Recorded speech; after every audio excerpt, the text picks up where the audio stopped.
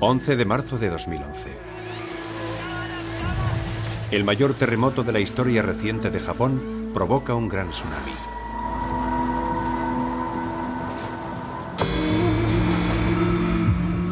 El agua inunda la central nuclear de Fukushima Daiichi y desencadena la crisis nuclear más grave de los últimos 25 años. El mundo contempla la lucha desesperada por evitar una catástrofe nuclear que podría matar y envenenar a miles de personas. Accidentes nucleares pasados, como el de Chernóbil, aún nos siguen angustiando. ¿Pero están justificados nuestros temores? Aunque estamos empezando a conocer los errores que condujeron al desastre, ¿sabemos cuáles son los riesgos de la energía nuclear? Y puesto que tenemos miedo de lo que comemos y bebemos, ¿ha llegado el momento de abandonar la energía nuclear?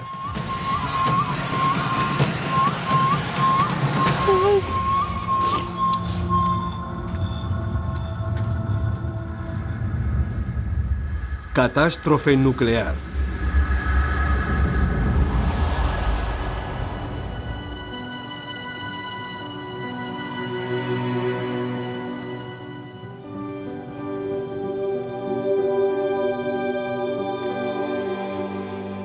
El terremoto y el tsunami han causado una tragedia humana de proporciones inimaginables. Devastación, destrucción. Las tareas de reconstrucción llevarán años. Y mientras Japón continúa tambaleándose, explota el reactor 1 de la central nuclear de Fukushima. Y empieza una nueva crisis.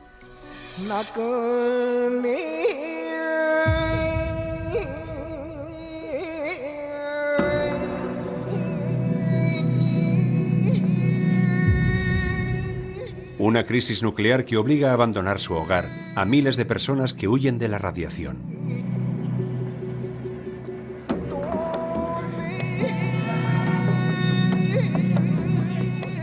El legado de esta crisis no serán solo los restos altamente radioactivos de la central de Fukushima, sino unas serias dudas sobre el futuro de la energía nuclear. El desastre de la central nuclear de Fukushima Daiichi es la mayor catástrofe nuclear en la historia de Japón. Esta es la historia de cómo se desencadenó la crisis.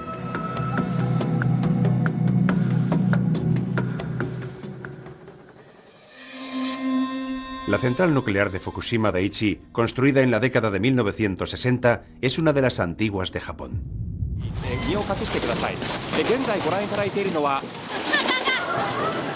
Y este reciente terremoto de magnitud 9 ha sido sin duda el mayor en la historia reciente de Japón. En un primer momento parece que en Fukushima todo marcha según lo previsto en el plan de emergencia.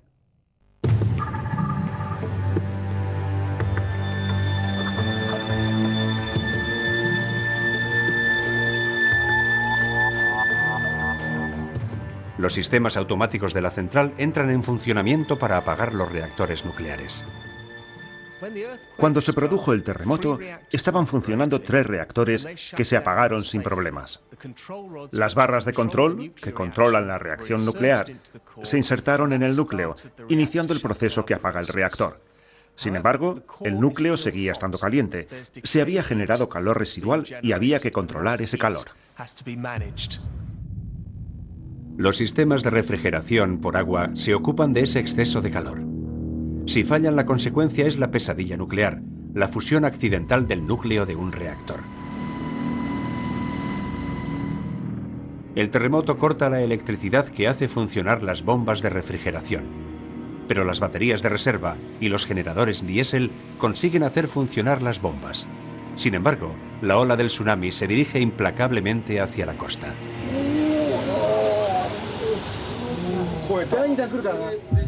We're at tsunami, obviously coming in several sweeps. La ola de 14 metros de altura del tsunami pasa por encima de la central nuclear, anegando los generadores de emergencia.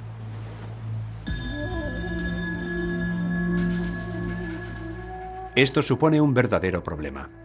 Los ingenieros son incapaces de enfriar el núcleo del reactor. Este tipo de situaciones de emergencia nuclear generan una gran preocupación en la sala de control. No es normal que le ocurra esto a un reactor. Los ingenieros empiezan a estudiar los indicadores y ven dos cosas: que aumenta la presión dentro del reactor y que aumenta la temperatura. Es esa combinación, que tiene unos claros límites físicos, lo que preocupa a los ingenieros. Una vez que la temperatura ha alcanzado un determinado límite y una vez que la presión ha alcanzado un cierto límite, están en manos del destino. La crisis hunde sus raíces en los fallos de diseño de los reactores de Fukushima. Son un diseño de hace 50 años y reciben el nombre de reactores de agua en ebullición. En su interior, una cámara de contención de hormigón y acero protege la vasija de presión de acero que contiene el núcleo y su combustible nuclear. Sin refrigeración, la temperatura y la presión en el interior del núcleo se disparan. El nivel de agua del reactor desciende a medida que el agua empieza a evaporarse. Falta una hora para que se produzcan el sobrecalentamiento y la fusión accidental cuando surge otro peligro. Cuando descienden los niveles de agua en el núcleo del reactor, las barras de combustible, las barras de circonio, quedan expuestas al vapor. Las barras de circonio reaccionan con el vapor y se oxidan, lo cual genera calor. El calor provoca daños y genera también hidrógeno. Así que cuando estaban controlando la presión en la vasija de presión, liberando vapor, liberaron también hidrógeno. Ese hidrógeno se acumuló en el edificio exterior de contención, y esa concentración de hidrógeno mezclada con el oxígeno del aire provocó una situación explosiva.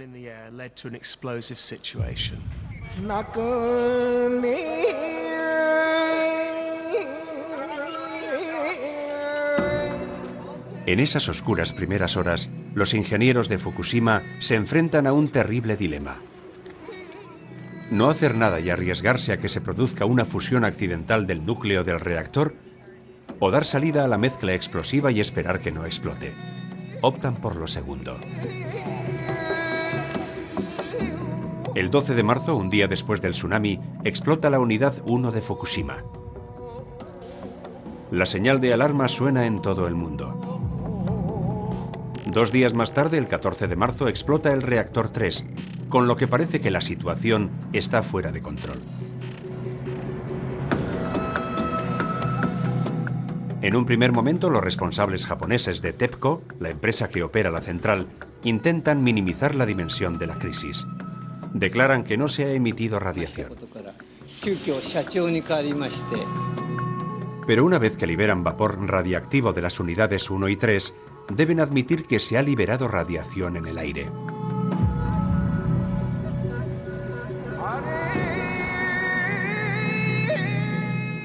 Las autoridades japonesas imponen una zona de exclusión de 20 kilómetros. Además, todos los que vivan en un radio de 30 kilómetros de la central deben permanecer en sus casas. 200.000 personas deben alojarse en refugios temporales y se instalan puntos de control de radiación.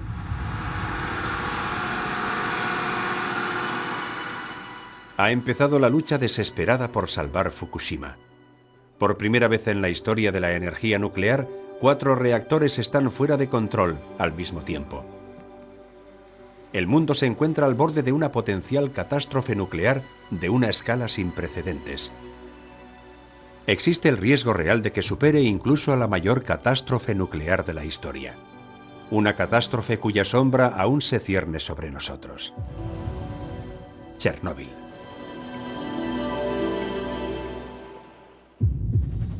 Han pasado 25 años desde la explosión y el incendio de la central nuclear de Chernóbil, en el norte de Ucrania. Un accidente que más que ningún otro ha definido nuestro temor a la energía nuclear.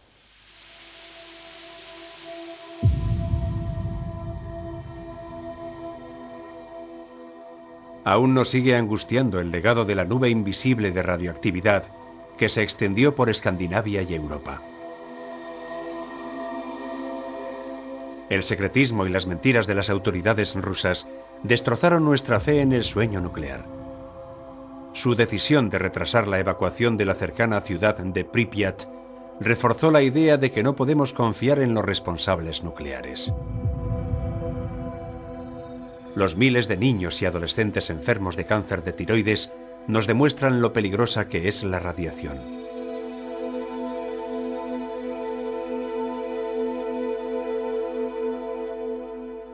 Fue un desastre radiológico y, naturalmente, sus efectos a largo plazo superaron en mucho las entre 30 y 60 víctimas de las que se suele hablar. Fue un desastre de gran magnitud.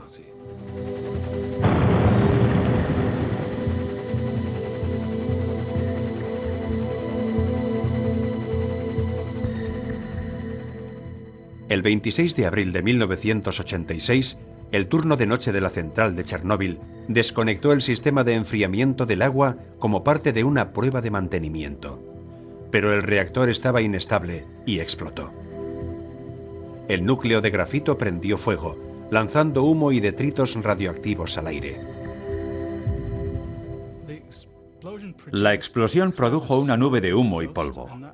Ese polvo estaba formado por partículas radiactivas del reactor, elementos de combustible de dióxido de uranio, partículas diminutas menores que un micrón de combustible nuclear, se diseminaron por los alrededores de la central.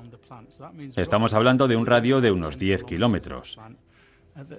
Los elementos más volátiles fueron los primeros en llegar a la atmósfera. Elementos como el yodo y el cesio, los mismos de los que se habla ahora en Fukushima. Alcanzaron una gran altura y recorrieron grandes distancias porque tardan más tiempo en caer al suelo. Se liberó 400 veces más material radioactivo que con la bomba atómica de Hiroshima.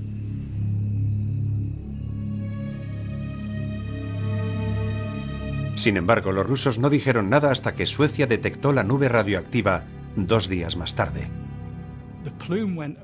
La nube llegó a Escandinavia y cayó una lluvia sobre la región que llevó la radiactividad a la Tierra. Así que hubo zonas que resultaron contaminadas. También hubo zonas contaminadas en Austria, partes de Italia y naturalmente en la costa oeste de Gran Bretaña. Llovió en el norte de Gales, en partes de Cumbria y en partes de Escocia cuando la nube pasaba por encima del Reino Unido. La contaminación de la tierra por cesio radiactivo tiene consecuencias de muy largo alcance, y ese fue el motivo de las restricciones impuestas a la ganadería ovina.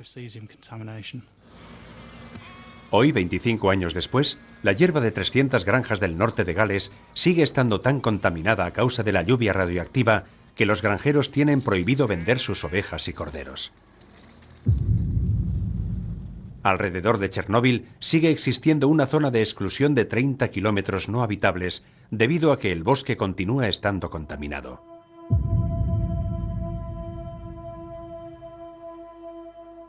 Pero el peor legado de Chernóbil son los niños. Tras el accidente, más de 6.000 niños y adolescentes de Bielorrusia, Rusia y Ucrania desarrollaron cáncer de tiroides causado directamente por el yodo radioactivo liberado por la central nuclear.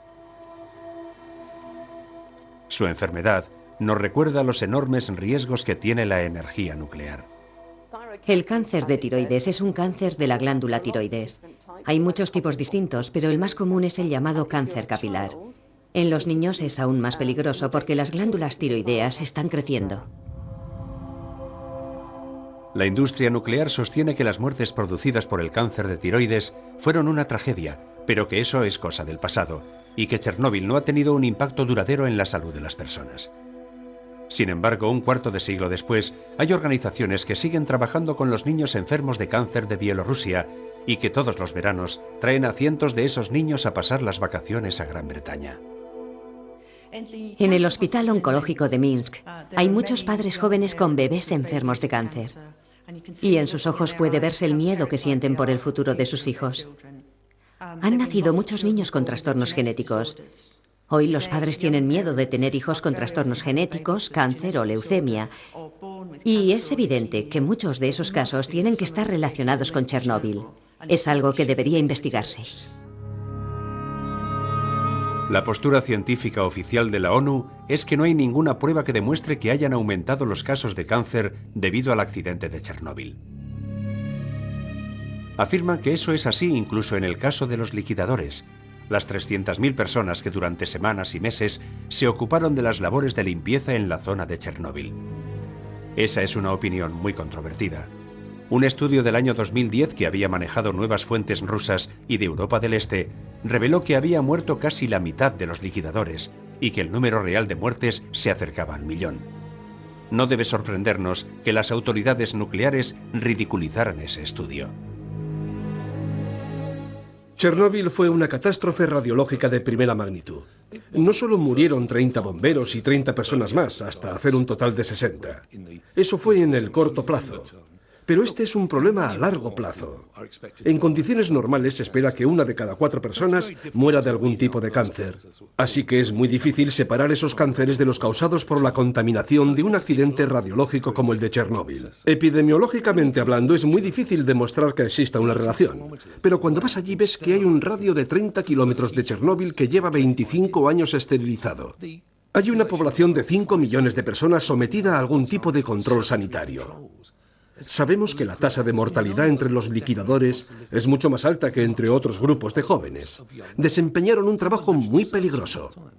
En Chernóbil se actuó de forma muy negligente tras un accidente nuclear muy grave. Lo que no hemos visto es un aumento en otros tipos de cáncer, lo que nosotros llamamos cánceres sólidos. Cáncer de mama, cáncer de pulmón, tumores cerebrales y demás. Eso no significa que no se hayan producido, pero debemos recordar que entre un 25 y un 30% de la gente muere de cáncer por otras causas, así que es muy difícil. Suponemos que el grupo de liquidadores tiene un riesgo adicional debido a su alta exposición, pero ese riesgo no es tan alto, es de alrededor del 1%. Así que es probable que no lo detectemos en comparación con los casos de cáncer que sufre esa población por otras causas. Obviamente, muchos de los liquidadores, los valientes que intentaron contener el accidente, controlarlo y limpiar la zona, han muerto. Muchos niños han muerto de cáncer y de otras enfermedades, pero nadie está llevando las estadísticas. Y no hablo solo de Bielorrusia e Ucrania. Europa sufrió mucha más contaminación de lo que se creyó inicialmente. Las muertes y cánceres que causó Chernóbil han hecho que temamos por los efectos de la radioactividad en nuestra salud. Pero cuando hablamos de radiación, es difícil separar los hechos de la histeria. El miedo a la radiación que siente la gente está basado en la idea de que la radiación provoca cáncer. Y el cáncer es una amenaza real, porque prácticamente todo el mundo conoce a algún enfermo de cáncer. A la gente le resulta muy duro y difícil enfrentarse al cáncer. Sentimos que el cáncer equivale a la muerte. Y es a eso a lo que tienes que enfrentarte. No hay duda de que el nivel de ansiedad pública con el que vive hoy nuestra sociedad es una consecuencia de la interacción entre armas nucleares y energía nuclear. La gente asocia mentalmente el hongo atómico de Hiroshima y Nagasaki con las imágenes de personas que sufren una muerte dolorosa y terrible a causa de la radiación.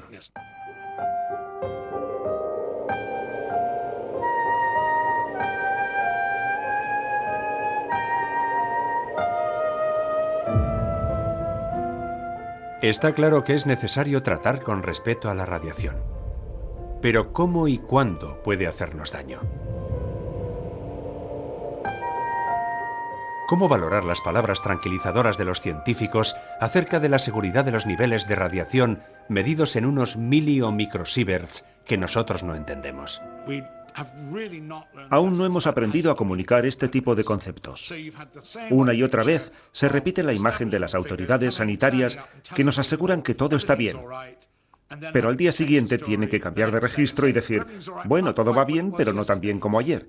Y eso mina la confianza de la gente en esas autoridades.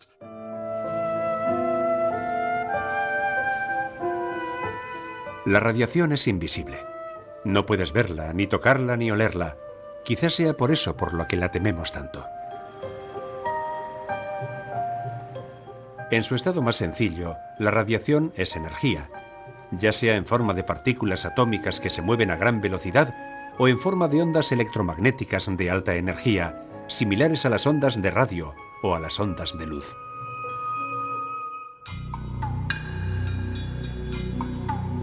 La radiación provoca daños biológicos en el corazón de las células que forman todos los seres vivos. La radiación puede matar a la célula. Y esa es la base de la radioterapia, porque es una asesina de células muy eficaz. O puede causar una modificación no letal del ADN, la cual, si no es reparada convenientemente por el proceso de reparación de la propia célula, produce a largo plazo efectos como el cáncer. Otra de las cosas que puede hacer la radiación es causar inestabilidad en la célula. Eso significa que la célula, y también las células que crecen a partir de ella, intentarán reparar continuamente el daño o intentarán reordenarse ellas mismas, lo que provocará nuevos daños en las posteriores generaciones de células.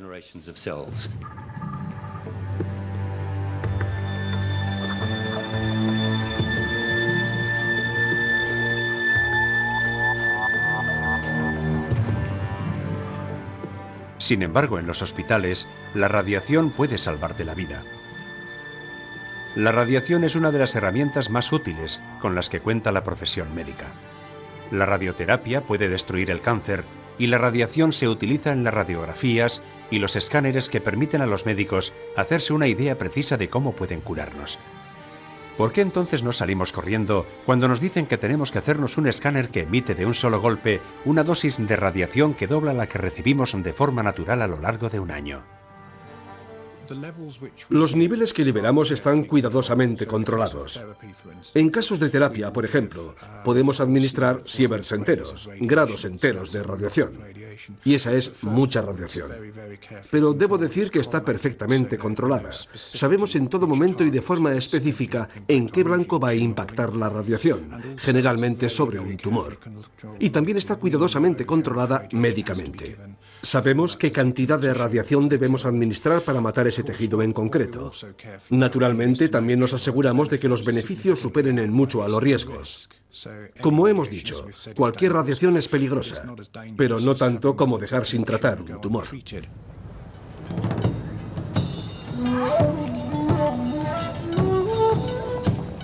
Los habitantes de Tokio, como el resto de los habitantes del mundo, están continuamente expuestos a unos niveles de radiación de fondo extremadamente bajos.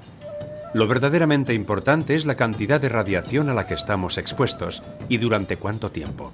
Es muy distinto que las partículas radioactivas aterricen en nuestra ropa o en nuestro pie, a que entren en nuestro organismo a través del aire que respiramos o comiendo o bebiendo alimentos contaminados. Lo que se queda en la piel tendrá una pequeña penetración cutánea dependiendo de los radioisótopos. Pero si hablamos del radioyodo, lo que importa es la inhalación y la ingestión.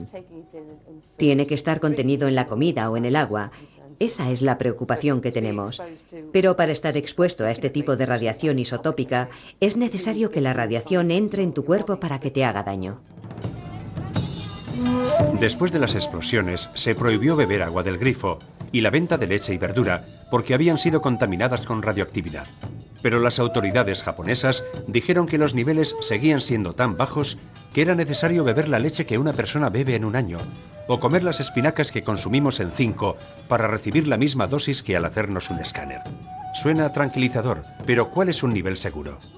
El pensamiento científico imperante es que en principio no hay un nivel seguro de radiación. Que cualquier cantidad de radiación puede producir daños en el ADN. Es casi como jugar a la lotería. Si la exposición es mínima, las probabilidades de que se produzcan daños graves son ínfimas. Si la exposición aumenta, también las probabilidades. Siempre que haya radiación existirá la posibilidad de que se produzcan daños. Pero cuanto menor sea la radiación, las posibilidades también serán menores. Todos nosotros estamos expuestos a varios milisieverts de radiación al año. Pero eso no parece haber producido un aumento del cáncer, ni siquiera en las zonas del mundo en las que hay una radiación de fondo mucho más alta de lo habitual. Es casi como si nos hubiéramos adaptado a vivir con la radiación. Contamos con nuestro propio método intrínseco para defendernos de la radiación. Una dosis alta y breve de radiación puede matarte, pero debe tratarse de una dosis muy alta y tiene que entrar en las células que se están dividiendo en tu estómago, piel o médula ósea. Por eso utilizamos la radiación para matar a las células cancerosas, porque se dividen más rápidamente que el resto del tejido.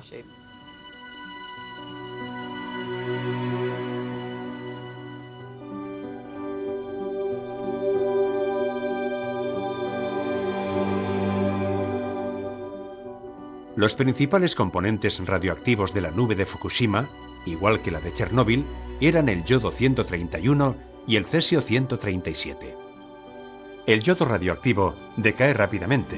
Su período de semidesintegración es de 8 días. Eso significa que la mitad de la radiación desaparece en poco más de una semana y la otra mitad en la semana siguiente.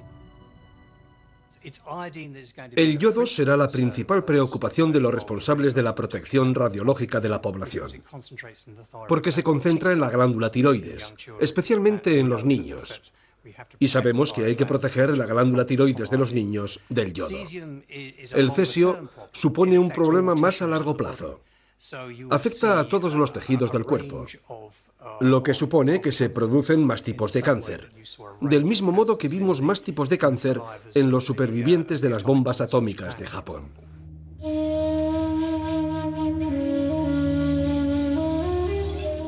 La forma más sencilla de evitar la radiación es huir de ella.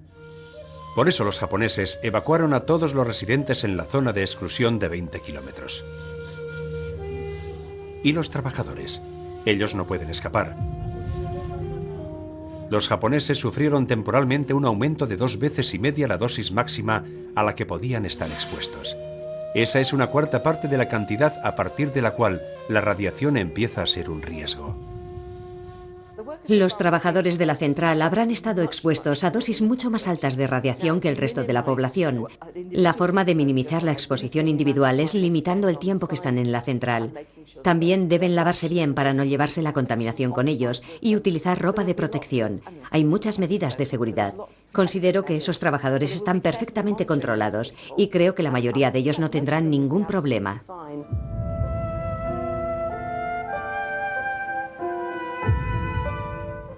Al no existir un nivel de radiación verdaderamente seguro, al final, si queremos conocer los efectos potenciales que puede tener sobre nuestra salud, debemos sopesar los riesgos. Pero es difícil sopesar esos riesgos si no conocemos los hechos. Hay algunos riesgos que creemos que podemos controlar, lo que significa que estamos más dispuestos a aceptarlos. Pasa lo mismo cuando conducimos un coche, algo que siempre entraña un riesgo. O con la gente que fuma. Sabemos que los riesgos están ahí, pero sentimos que podemos controlarlos. Muchas veces es una impresión falsa porque nunca sabemos cuándo otro coche va a chocar con nosotros. Y ciertamente nadie puede controlar cuál de los componentes cancerígenos del tabaco va a provocar un tipo de cáncer determinado. Es muy difícil controlar esa percepción del riesgo.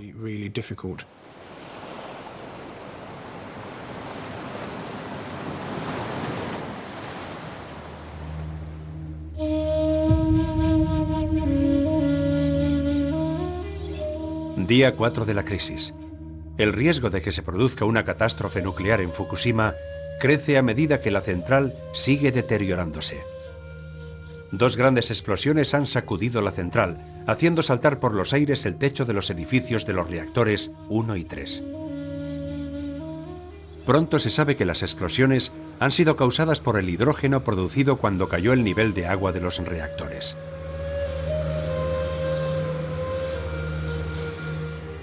Al no haber agua ni electricidad para enfriar el combustible nuclear, los ingenieros luchan ahora por evitar una fusión accidental del núcleo de los reactores. Y eligen la única opción con la que cuentan: usar agua marina para enfriar un combustible nuclear que se está sobrecalentando con mucha rapidez. No había reservas de agua mineralizada en la central. Así que optaron por la solución más rápida y expeditiva: bombear agua del mar. Pero es una decisión muy cuestionable en lo relativo a la seguridad de los reactores. El agua marina sin filtrar tiene muchos detritos, mucha sal, y puede dañar por completo no solo los reactores, sino también las válvulas y las bombas que podrían necesitarse para unas posteriores medidas de recuperación. La explosión del reactor 3 es la más preocupante. Utiliza una clase distinta de combustible nuclear que contiene plutonio, por lo cual es mucho más tóxico y peligroso. Por eso es crucial controlar la situación de este reactor cuanto antes. Hay que valorar dos aspectos del reactor 3. El primero es la violencia de la explosión, que fue unidireccional. Elevó los escombros a una gran altura, a unos 1000 metros, y eso significa que el viento pudo trasladar muy lejos la radiactividad que había en esos escombros. Y eso es muy importante. El otro aspecto a considerar es que el reactor 3 utilizaba en parte combustible de mezcla de óxidos. Es un combustible de plutonio, y lo que ocurre aquí es que la huella radiológica de una fuga de plutonio es mucho más fuerte que la huella radiológica de una fuga de uranio poco enriquecido. Esta sería la primera vez en la que se produciría una fuga de plutonio de esta naturaleza. Los ingenieros de Fukushima trabajan contrarreloj para intentar enfriar los reactores.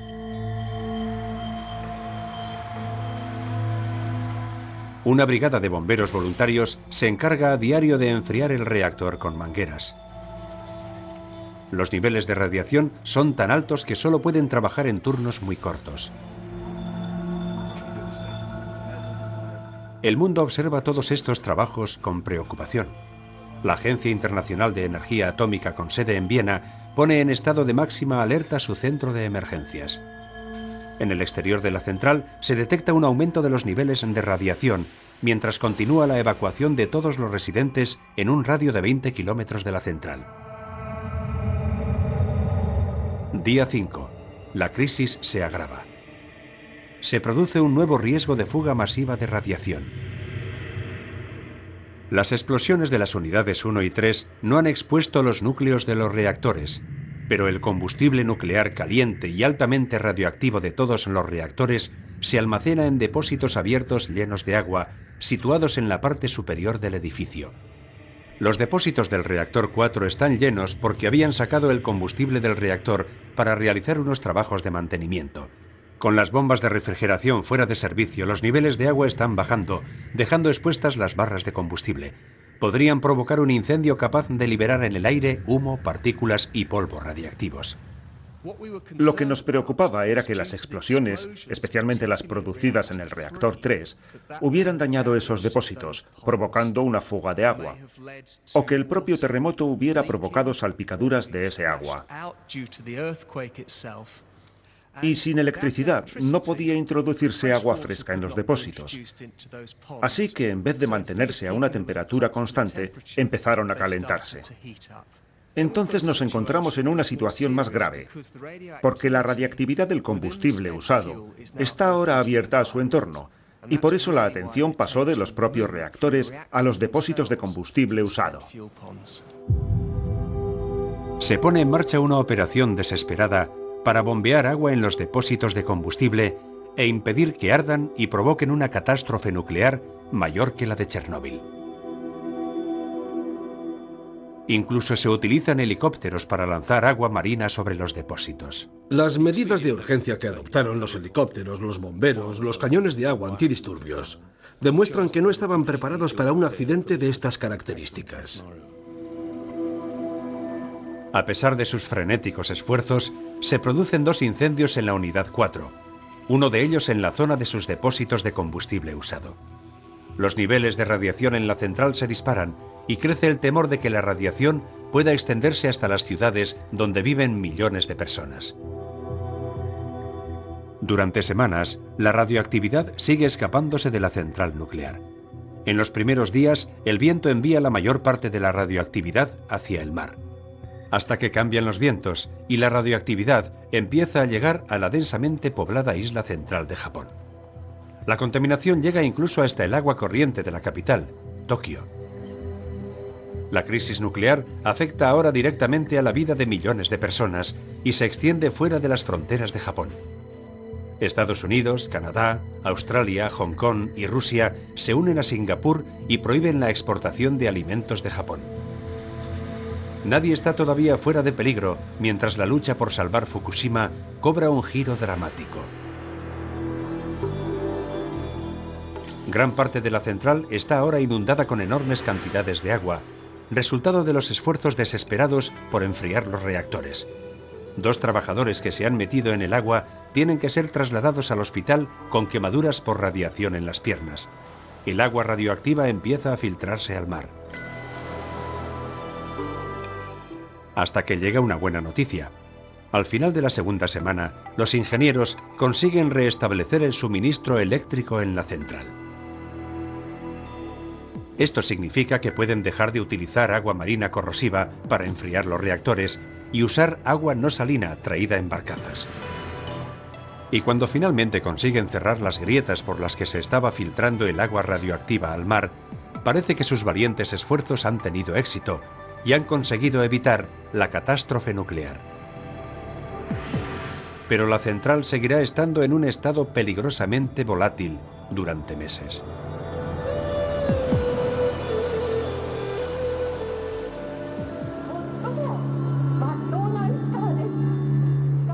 Durante la crisis cundió el malestar entre la población por considerar que las autoridades nucleares de Japón les habían engañado. Unas alarmantes revelaciones sobre los repetidos fallos de seguridad de la empresa que opera Fukushima reavivan las dudas sobre los riesgos de la energía nuclear. Japón es uno de los países más avanzados tecnológicamente del mundo. Si Japón no puede impedir una catástrofe nuclear, ¿quién puede hacerlo?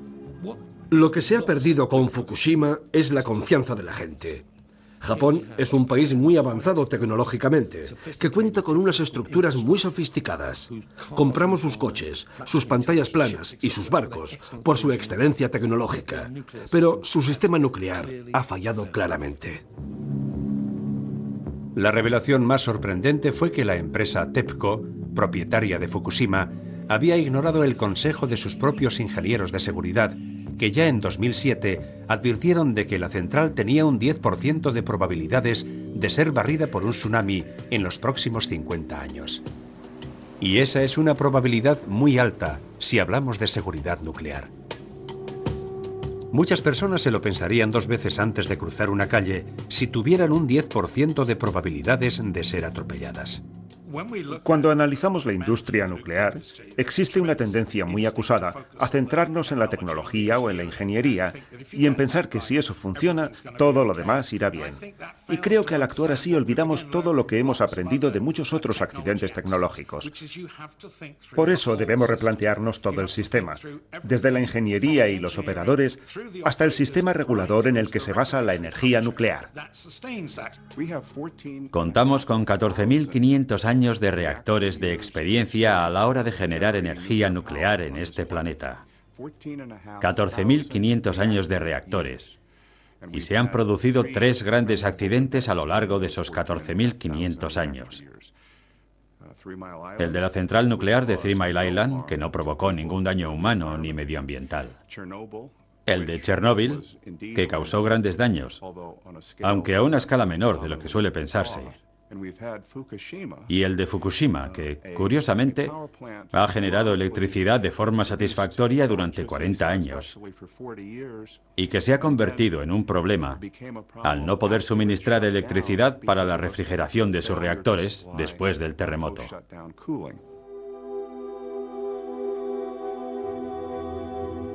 Se están construyendo docenas de centrales nucleares en países como China y la India para satisfacer sus crecientes necesidades energéticas.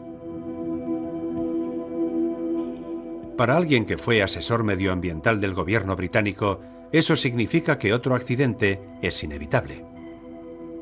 En su opinión, la lección de Fukushima es que necesitamos una regulación fuerte e independiente para minimizar esos riesgos. China está construyendo o planea construir 70 reactores hasta el año 2030. Estoy absolutamente seguro de que la ingeniería de esas centrales será muy buena. Cuentan con ingenieros muy válidos. Pero cuando se produjo el terremoto de Sichuan, hace un par de años, se cayeron todas las escuelas porque el cemento utilizado en su construcción no era el mejor. Por eso me preocupa mucho que la cultura reguladora china no crezca con la rapidez suficiente como para estar a la altura del ritmo de construcción de centrales anunciado y que el cemento sea de buena calidad. Puede hacerse, no es algo que no pueda hacerse, pero estamos hablando de algo que podría tardar 30 o 40 años en alcanzar un punto en el que podamos sentirnos confiados. Y eso no es compatible con la construcción de 70 reactores en 20 años. La respuesta de muchos gobiernos al accidente de Fukushima ha sido revisar la seguridad de sus centrales. Eso significará inevitablemente una regulación más estricta y un aumento de los costes de la energía nuclear. Otra cosa que está ocurriendo es que, mientras tanto, el coste de las energías renovables como la eólica o la solar está bajando constantemente. Estamos en una situación dinámica y eso es algo que no está ayudando a la energía nuclear. La amenaza cada día más real del cambio climático es lo que está estimulando el crecimiento de energías renovables como la eólica o la solar, y ha producido lo que la industria nuclear denomina renacimiento nuclear. Vivimos en un mundo en el que nuestros mejores científicos climáticos nos están diciendo que debemos recortar las emisiones de carbono en un 80%, aunque se triplique el consumo de energía. Y que si no lo conseguimos, nos arriesgamos a sufrir un cambio climático catastrófico en una escala que podría desestabilizar nuestra civilización. Hoy en día solo existe una tecnología capaz de crecer acorde a la magnitud del problema al que nos enfrentamos, y es la energía nuclear. Se está hablando mucho del llamado renacimiento nuclear. Nos dicen que es esencial para evitar el cambio climático, pero económicamente es una mala solución y como política energética es tan deficiente que dudo que se implemente. La industria nuclear asegura que podemos confiar en ellos, a pesar de que el diseño de los reactores modernos no es muy distinto al de la unidad con 50 años de antigüedad de Fukushima. Naturalmente, hay una forma obvia de reducir el riesgo de que se produzca una catástrofe nuclear: dejar de construir centrales nucleares en zonas sísmicamente activas. El 20% de las centrales nucleares del mundo, incluidos los 55 reactores japoneses, están construidas en zonas sísmicas. No podemos eludir el hecho de que los reactores nucleares están en regiones sísmicas.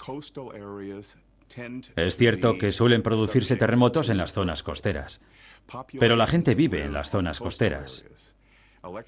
Y hay que producir electricidad donde vive la gente.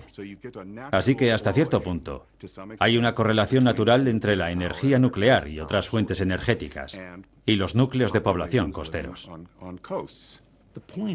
El caso es que nosotros, como ingenieros, diseñadores y operadores de esas centrales, no estamos capacitados para anticipar todas las posibles circunstancias y accidentes que puede sufrir una central nuclear. Y hasta que podamos hacerlo, deberíamos tener mucho cuidado con lo que construimos. Todo depende de si pensamos que los beneficios superan a los riesgos, por muy bajos y remotos que sean, cuando las consecuencias son potencialmente tan catastróficas. Hemos llegado al tercer gran interrogante. ¿Por qué hacemos esto? ¿Qué sentido tiene hacer algo tan peligroso, tan extraordinario y en cierto modo tan brillante? ¿De qué nos sirve? ¿Qué obtenemos con esto que no podamos obtener con otros medios menos arriesgados, más baratos y más compatibles con el ser humano y las fragilidades humanas? Y la respuesta es nada. Ha pasado un mes y la crisis no ha terminado. Garantizar la seguridad de los núcleos parcialmente fundidos de los reactores y de los depósitos de combustible usado es un auténtico reto de ingeniería.